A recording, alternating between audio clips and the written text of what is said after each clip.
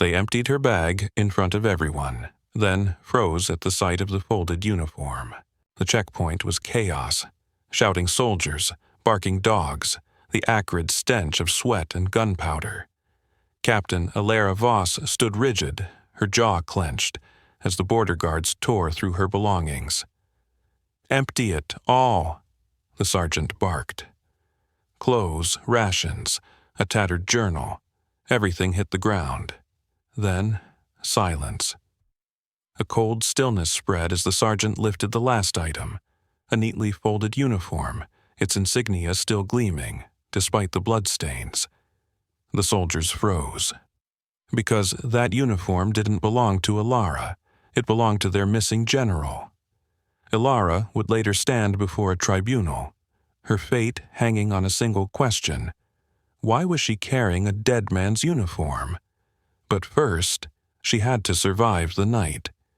3 days earlier, Elara had been just another soldier in the 12th Recon Unit, moving through war-torn villages like a ghost. Her mission?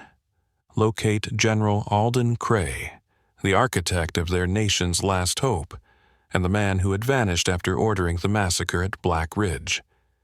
Elara had her own reasons for finding him. The blood on that uniform wasn't just his. The radio crackled to life.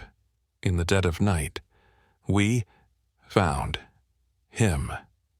Elara's team reached the coordinates, an abandoned farmhouse. Inside, the general lay slumped against the wall, a bullet in his gut, his fingers clutching a sealed dossier. His last words were for her alone. "Burn it, or they'll kill us all." Then, the gunfire erupted outside. Elara ran, the dossier burning a hole in her pack. Behind her, her unit fell, one by one, to unseen shooters.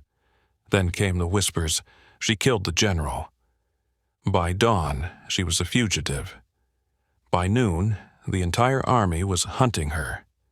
And in her bag, the uniform and the dossier held the truth. One that could end the war, or destroy what was left of her country. Cornered in a derelict train yard, Elara finally opened the dossier. Not battle plans, not secrets, names. Hers was on the list. So was every soldier who had died at Black Ridge. They weren't casualties, they were targets.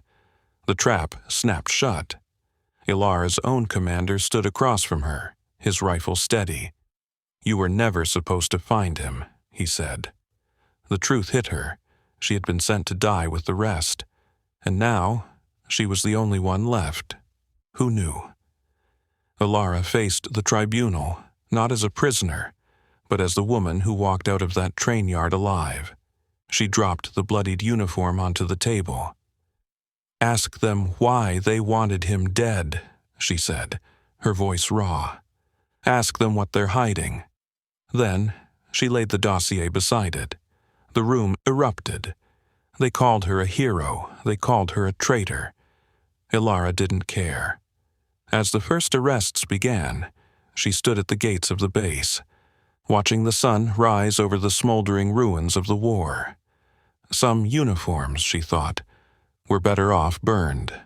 But hers? She put it back on and walked away. If this story touched you, hit that like button and drop a karma in the comments below.